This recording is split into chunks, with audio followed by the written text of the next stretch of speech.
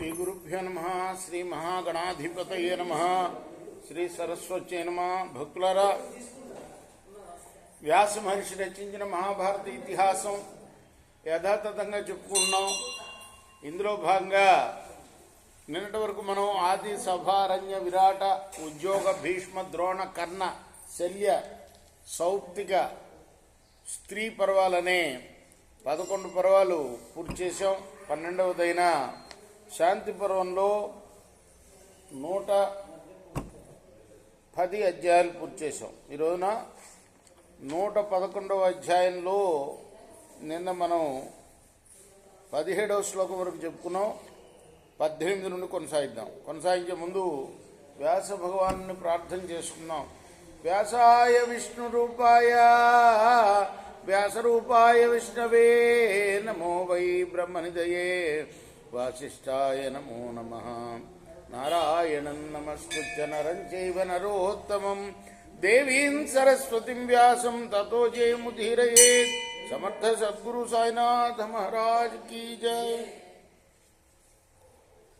శార్దూల ఉవాచ సౌమ్య విజ్ఞాత రూపస్త్వం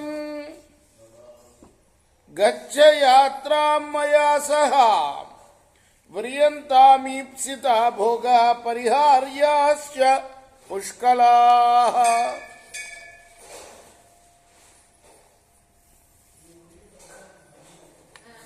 ధర్మరాజు వేసిన ప్రశ్న ఏంటి భీష్ముల వారికంటే, కొందరు క్రూర స్వభావం గల వాళ్ళు చూడటానికి సౌమ్యంగా కనపడతారు. అలానే కొంతమంది మృదు స్వభావం, సౌమ్య స్వభావం ఉన్నా కూడాను కనపడటానికి మాత్రము క్రూరంగా కనపడతారు.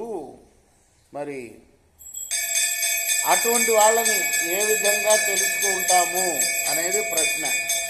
దానికి సమాధానంగా ఒక పులికి, గోమాయు అంటే నక్కకి జరిగిన సంవాదం చెప్పుకుంటున్నాం మనం. శార్దూలం అంటే పులి అంటుంది, సౌమ్యుడా, మీ గురించి నాకు తెలుసు, నాతో పాటు దేహయాత్ర సాగించండి, మీకు ఇష్టమైన భోగాల్ని పుష్కలంగా అనుభవించవచ్చు, అక్కర్లేని వాటిని పరిహరించవచ్చు. తీక్ష్ణా ఇతి వయం ఖ్యాత భవంతం జ్ఞాపయామహే మృదు పూర్వం హితం చైవ శ్రేయశ్చ అధిగమిష్యసి. మీకు ఒక విషయం గుర్తు చేస్తున్నాను. మేము చాలా క్రూరులమని ప్రసిద్ధి చెందిన వాళ్ళం. మృదుపూర్వకంగా హితకరంగా ఉంటే శ్రేయస్సును పొందగలవు నువ్వు. అధ సంపూజ్య తత్వాక్యం మృగేంద్రస్య మహాత్మనః గోమాయు సంశ్రితం వాక్యం బభాషే కించిదానత.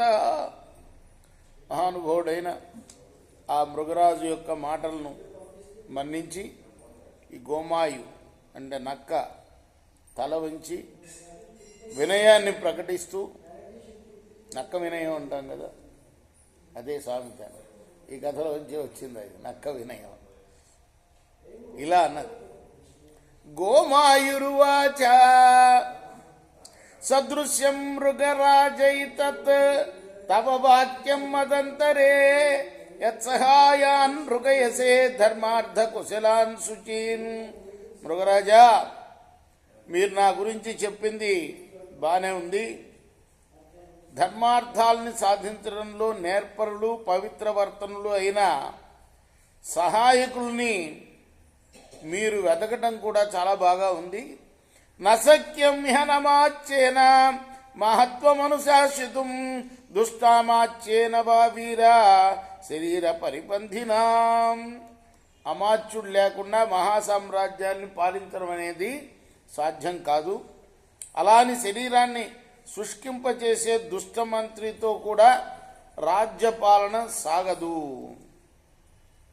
సహాయాననురక్తాంశ నయజ్ఞానుపసంహితాన్ పరస్పరమ సంస్పృష్టాన్ విజిగీషు నలుపాన్ అనతీతోపపథా ప్రాజ్ఞాన్ హితే యుక్తాన్ మనస్వినః పూజయేధా మహాభాగా యథాచార్యాన్యథా పితॄన్.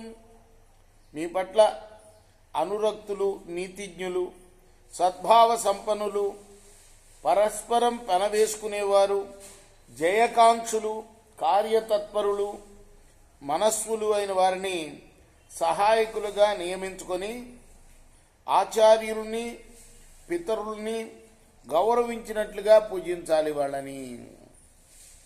నత్వేవ మమ సంతోషాత్ రోచతేన్యనృగాధిపా న కామయే సుఖాన్ భోగాన్ ఐశ్వర్యం చ తదాశ్రయం. ముగురాజా, సంతుష్టి కంటే నాకు వేరేమీ రుచించదయ్యా. నేను సుఖాల్ని కానీ భోగాల్ని కానీ వాటికి ఆశ్రయమైన ఐశ్వర్యాన్ని కానీ కోరను. నయోక్షతి మే శీలం తవ భృత్యై పురాతనై తే త్వాం విభేదయిష్యంతి దుశ్శీలాశ్చ మదంతరే. మీ పాత సేవకుల యొక్క స్వభావంతో నా స్వభావం సరిపడదు. దుశ్శీలులైన వారు నిన్ను విడదీస్తారు. సంశ్రేయ శ్లాఘనీయస్త్వం అన్యేషామపి భాస్వతాం కృతాత్మాసు మహాభాగా పాపకేషు అప్యదారుణ.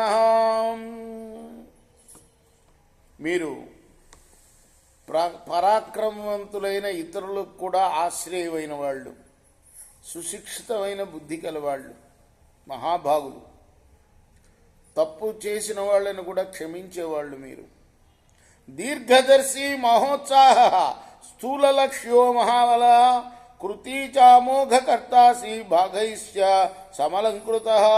అంతేకాదు, మీరు దీర్ఘదర్శులు, మహా ఉత్సాహం కలవాళ్ళు, స్పష్టమైన లక్ష్యం కలవాళ్ళు. మీరు మహాబలులు, ధన్యులు, అమోఘంగా పనులన్నీ నేర్చినవారు, భాగ్యాలంకృతులు మీరు. కింటు స్వేనాస్మి సంతుష్ట దుఃఖవృత్తిరనుష్ఠిత సేనాయాంచాపి నాభిజ్ఞ స్వచ్ఛందేన వనేచర. కానీ నాకు నేను సంతుష్టిగా ఉండేవాడిని. దుఃఖకరమైన వృత్తిని అనుష్ఠిస్తున్నవాణ్ణి, సేవ చేయడం కూడా తెలియని వాణ్ణి, స్వేచ్ఛగా అడవిలో తిరిగేవాణ్ణి.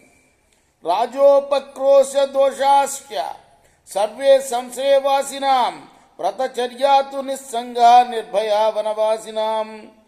రాజాశ్రయంలో ఉన్న వాళ్ళందరికీ రాజుకు సంబంధించిన దోషాలన్నీ అంటుతాయి. వనవాసులకైతే నిస్సంగంగా నిర్భయంగా ఉండటమే వ్రతచర్య. నృపేణాహూయమానస్య యత్తిష్టతి భయం హృది న తత్తస్థితి తుష్టానాం వనే మూల ఫలాసినాం. రాజుగారి పిలుపు అందుకున్న వాడికి మనసులో భయం ఉంటుంది.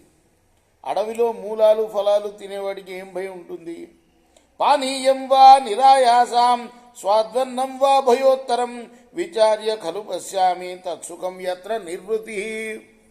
ఒకవైపు ఏమీ కష్టపడకుండా లభించే జలం అడవిలో అన్నమాట, మరోవైపు రుచికరమైన భోజనం. ఆలోచిస్తే అదే సుఖం అనిపిస్తుంది అడవిలో బతకటమే.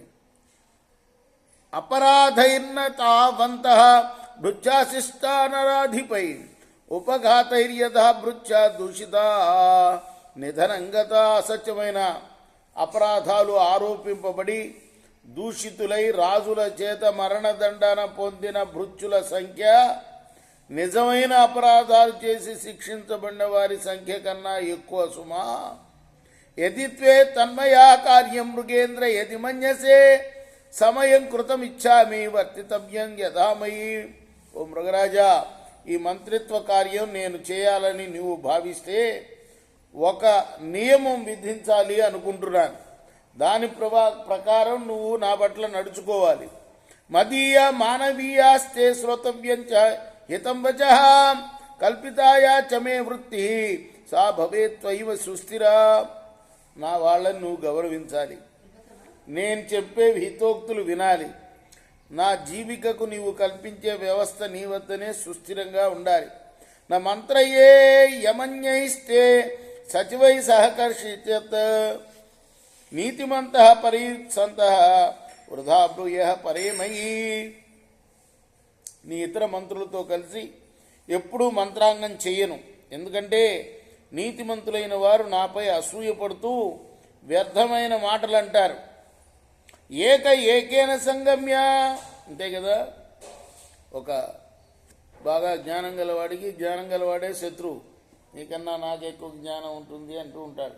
కాబట్టి నేను నీతిమంతుణ్ణి, నీతిమంతుడైన మరో మంత్రి తోటి కనుక నేను మంత్రాంగం చేస్తే నా మీద ఏవో మాటలు అంటూ ఉంటారు. కాబట్టి ఏకేన సంగమ్యారహో బ్రూయం హితం వజ నచతే జ్ఞాతి కార్యేషు ప్రష్టవ్యోహం హితాహితే. నేను ఒక్కడనే ఏకాంతంగా మిమ్మల్ని కలిసి రహస్యంగా హితవచనాలు చెప్తాను. నీ జ్ఞాతులకు సంబంధించిన కార్యాల్లో మేలు కీళ్లను గురించి మాత్రం నన్ను అడగవద్దు. రేపు మనం 38వ శ్లోకం నుండి కొనసాగిద్దాం. కృష్ణార్పణమస్తు. సాయి కృష్ణార్పణమస్తు. స్వస్తి ప్రజాభ్య పరిపాలయంతాం న్యాయేన మార్గేణ మహిమహీషా. గోబ్రాహ్మణేభ్య శుభమస్తు నిత్యం. లోకాః సమస్తాః సుఖినో భవంతు.